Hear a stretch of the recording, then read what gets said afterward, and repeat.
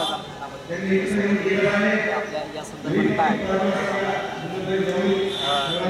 नामदेव ढसाळ डोरचाळीमध्ये मी याला मोडलँड रोड दगडचा म्हणून ते आज पण अस्तित्वात आहे, पण आता ते स्थलांतर झालेत आपले लोक. तेव्हापासून म्हणजे जवळजवळ 1969 पासून नामदेव आणि माझे जवळचे संबंध.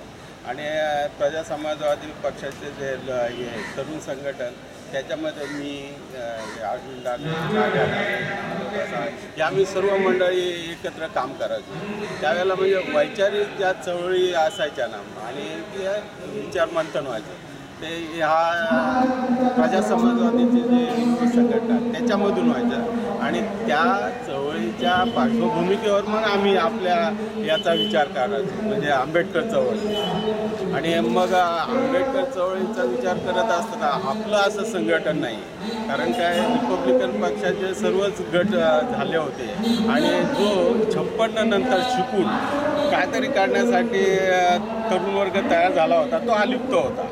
आणि हा अलिप्त तरुण कुठे जायचं, कोणत्या गटात जायचं आणि म्हणून तो अलिप्त होता. आणि हे बरोबर नामदेव ढसाळने घेतलं होतं. आणि त्या सुमारास बेलची नारनवऱ्याचा बळी किंवा आपलं बारामतीला स्त्रियांना नागवं केलं गेलं ह्या ज्या घटना घडल्या ह्या घटना अगदी लागोपाठ घडत होत्या आणि रिपब्लिकन पक्षाकडून काही रिॲक्शन होत नसते.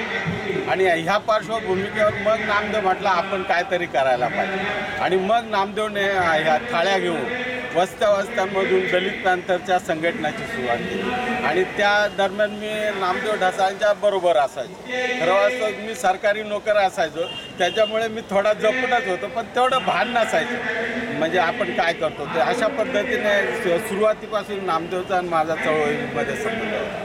नामदेव गेल्यामुळं आपण खऱ्या अर्थानं काय गमावलं आहे असं आपल्याला वाटतं? आता खरं वास्तव सांगू का, नामदेव आहे ना कवी होता, नामदेव साहित्यिक होता, नामदेव लीडर होता, नामदेव अभ्यासक होता, नामदेव समाजचिंतक होता. आणि हे सर्व करत असताना नामदेवला चळवळीकडे लक्ष देता आलं नाही. आणि आपल्या चळवळीमध्ये सर्वसामान्यांचं सुद्धा ही भूमिका असते. आपल्याला नेत्याबरोबर डायलॉग करता आलं पाहिजे, आपला नेता कशा पद्धतीने कामकाज करतो त्याची भूमिका. आणि हे नामदेवला म्हणजे अगदी डोळी जाड व्हायचं, कारण एक समजण्याची पातळी आहे ना हा फार महत्त्वाचा भाग असतो. आणि आपले कार्यकर्ते अगदी सर्वसामान्यसुद्धा गोष्टी विचारायचे. नामदेव तू ह्या मंत्र्याच्याकडे गेला, नामदेव तू त्या मंत्र्याकडे गेला, म्हणजे तुझे काय संबंध आहेत, तुझे काय लागेबांधे आहेत, असं नामदेवला जज न करता नामदेवला ह्या चळवळीपासून थोडंसं वेगळंपणा.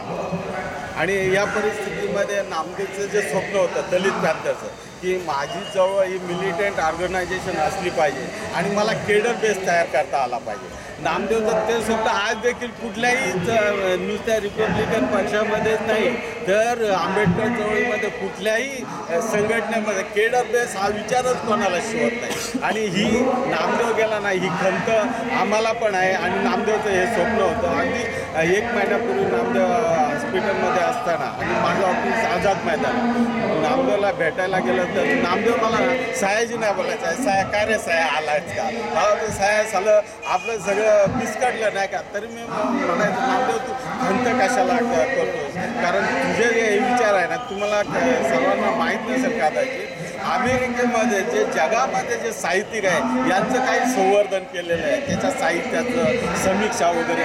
तर संपूर्ण देशामध्ये नामदेव हा एक साहित्यिक आहे किंवा विचारवंत आहे की याचं जे विचार आहेत त्याचे जे साहित्यिक भूमिका होत्या ह्या अमेरिकेमध्ये जतन केल्या जात आहेत. आणि आज आपल्या देशामध्ये मात्र नामदेवच्या बाबतीत उपेक्षा झाली.